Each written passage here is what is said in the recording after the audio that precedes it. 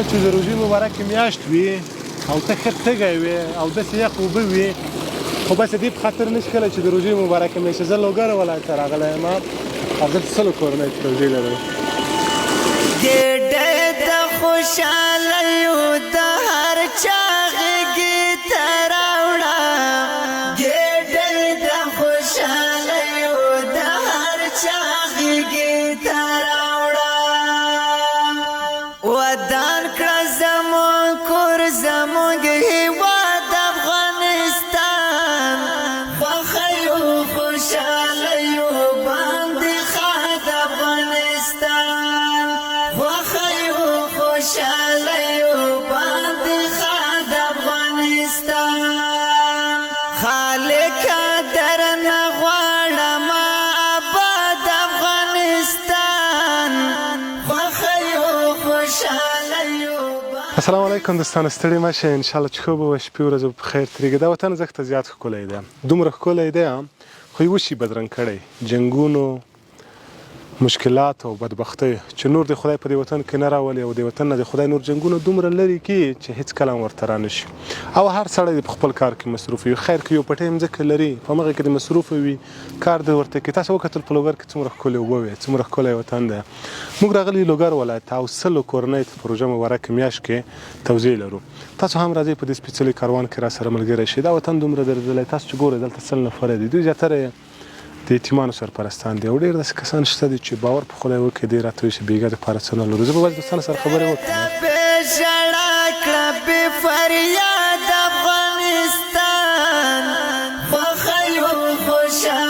څنګه یې ښه یې ژوند څنګه تېرېږي ولټېږه تکړه یې د کوم ځای یې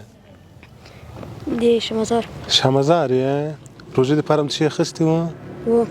ښه ماشاءالله دا بیا کور ته یې صحیح ده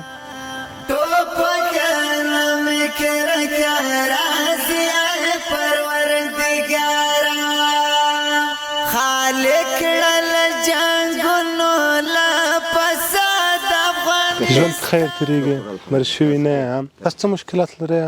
زما د زړه تکلیف دی د زړه تکلیف دی کلی دی تقریبا څو کاله کېږي نو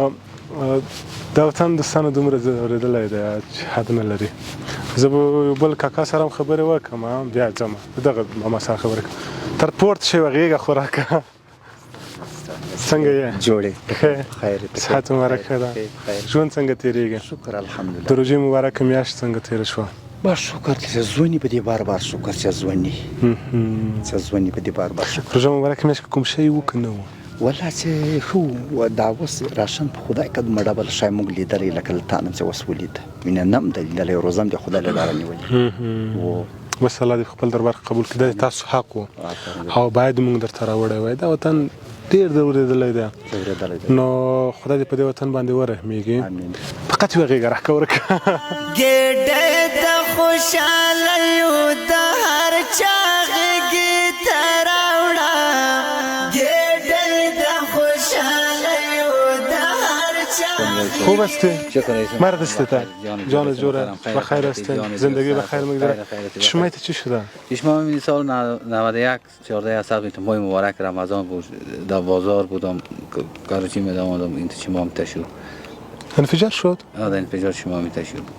هیچ چیزم چشمات نمیبینه؟ نه چیزی بخی اوس افتاده این دیگه با جمعی کلان خودم هیچ چیز یک پامار ندارم همین ماه مبارک رمضان است مجبور بخش میشه من چای ما خورم من قطعی ندارم میتونم که سیلم کنم خانم دیگه بعض روزگارم خیلی خراب است بچی جوان ندارم و کل منطقه ما معلوم است خداوند بالای وطن رحم بکنه شما با عزت باشین این سختیات تیر خواهد شد تو برای من یک بغل بده باز گشت میزنی بدن یې پسروي نو کلت پاته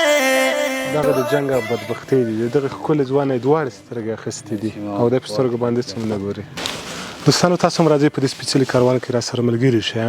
تر څو د دې غمځپلو هېوادوالو په شونډو باندې مسکا راولو په دې لړۍ کې موږ سره یو ملګري په نامه د صدام خروټي ورور مرسته کړې وه چې ده د دې وطن د کونډې یتیمانو غم ورسره و او سلو کورنیو ته یې زموږ سره مرسته کړې وه تاسو هم کولی شئ په دې سپېڅلي کاروان کې ملګري شئ تر څو د دې غمځپلو دردېدلو هېوادوالو په شونډو باندې مسکا راولو ته دلته راشه